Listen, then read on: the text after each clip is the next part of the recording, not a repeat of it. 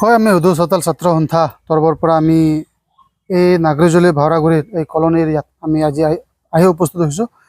আমাক এটা পৰিয়ালে অৰ্থাৎ নিকোলাছ টুডু পৰিয়ালে আমাক অৱগত কৰিছিল যে বিগত দিনৰে পৰা এই নিকোলাছ টুডুৰ অন্তৰ্গত বা এই কলনীত যিখিনি মানুহ আছে সেই মানুহখিনিৰ সমস্যাৰ কাৰণে ৰাস্তাৰ যিটো প্ৰব্লেম বা ৰাস্তা যিখিনি ঠেক হৈ আহিছে সেই বিষয়ে এই স্থানীয় ৰাইজে জিলা কাৰ্যালয়, জিলা উপায়ুক্তৰ কাৰ্যালয় আৰু চাৰ্কেল অফিচত তেওঁলোকে আবেদন কৰিছিল আৰু তেওঁলোকে স্পষ্টকৈ জনাইছিল যে আমাক ৰাস্তা বহল কৰি দিব লাগে, কাৰণ এম্বুলেন্স অহা যোৱাৰ বা ফায়াৰ ব্ৰিগেড অহা যোৱাৰ কথা আছে।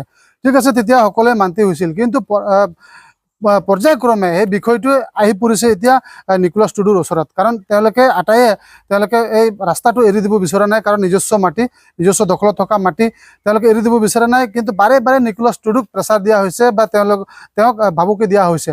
আনকি জিলা উপায়ুক্ত আৰু SDC গৰাকীয়ে, চাৰ্কেল অফিচাৰ গৰাকীয়ে নিকোলাছ টুডুক এনেধৰণৰ এটা ভাবুকি দি গৈছে যে যদিহে তেওঁ এই মাটিডোখৰ এৰি নিদিয়ে ৰাস্তা বহলৰ কাৰণে, তেতিয়াহ'লে ইয়াত বুলডোজাৰ চলোৱা হ'ব। গতিকে আমি এইটো ক'ব বিচাৰিছোঁ যে কেৱল নিকোলাছ টুডুক কিয় টাৰ্গেট কৰা হৈছে। ইয়াত যিখিনি ৰাস্তা বহলৰ বাবে দুয়ো কাষে যিসকল লোক আছে তেওঁলোকক সকলোৰে ৰাস্তাৰ কাৰণে মাটি এৰি দিয়াটো বাঞ্ছনীয়। তেওঁলোকে কনভিন্স কৰিব লাগিব জিলা আয়ুক্তই বা চাৰ্কেল অফিচাৰে যে তেওঁলোকক সকলোকে মাটি এৰি দিবলৈ। কিন্তু কেৱল নিকোলাছ টুডুৰ ক্ষেত্ৰত প্ৰযোজ্য হৈছে, তাৰ কাৰণে আমি দুৰ্ভাগ্যজনক, আমি বিষয়টোক গৰিহণা দিছোঁ। গতিকে আমি আহ্বান জনাম যে কেৱল নিকোলাছ টুডুই নহয়, এইখিনি ৰাস্তা বহলৰ ক্ষেত্ৰত যিসকল লোকে ৰাস্তাৰ কাষত বাস কৰিছে তেওঁলোকৰ মাটি যাতে সমপৰ্যায়ে যাতে চৰকাৰে অধিগ্ৰহণ কৰে, তাৰ বাবে আমি জিলা উপায়ুক্তগৰাকীক আহ্বান জনাইছোঁ। আৰু আমি এটা কথা উনুকিয়াই দিব বিচাৰিছোঁ, জিলা আয়ুক্তগৰাকীয়ে এনেধৰণৰ মন্তব্য দিয়াটো উচিত নহয় যে ইয়াত বুলডোজাৰ চলাই এইখিনি উচ্ছেদ কৰিম। এনেধৰণৰ কথাটো তেওঁৰ মুখত সভা নাপায়, কাৰণ আইনী প্ৰক্ৰিয়াৰ মাজেদি যদি সকলোকে আলোচনাৰ মাধ্যমত আনি যদি উপায়ুক্তগৰাকীয়ে সমাধান কৰিব বিচাৰে, তেতিয়াহ'লে সৰ্বসন্মতিক্ৰমে সেয়া নিশ্চিত হ'ব।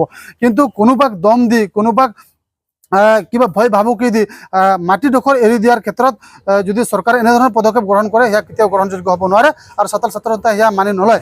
গতিকে আমি আৰু এই ক্ষেত্ৰত আমি ধৰ্মনাৰায়ণ যি কাৰ্যবাহী সদস্য আছে তেওঁৰ ক্ষেত্ৰত আমি দেখিবলৈ পাইছোঁ যে ধৰ্মনাৰায়ণ দাসে আচলতে জনপ্ৰতিনিধি, তেওঁ কোনো ধৰণৰ পক্ষপাতি ল'ব নালাগে বা ল'ব নালাগিছিল।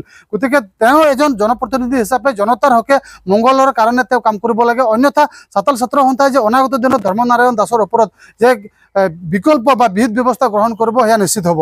গতিকে সদৌ চতাল ছাত্ৰ সন্থাৰ এটাই আহ্বান, যাতে এই নিকোলাছ টুডুৰ ওপৰত যি অত্যাচাৰ বা যি ভাবুকি আহিছে গভমেণ্ট তৰফৰ পৰা বা স্থানীয় ৰাইজৰ পৰা, আমি অনুৰোধ জনাম যে জিলা প্ৰশাসনক যাতে এওঁলোকৰ এই কলনীৰ সমূহ ৰাজ্যক মাতি যাতে সকলোৱে এই ৰাস্তাৰ কাৰণে মাটি এৰি দিয়ে, তাৰ বাবে আমি জিলা আয়ুক্তগৰাকীক অনুৰোধ জনাইছোঁ।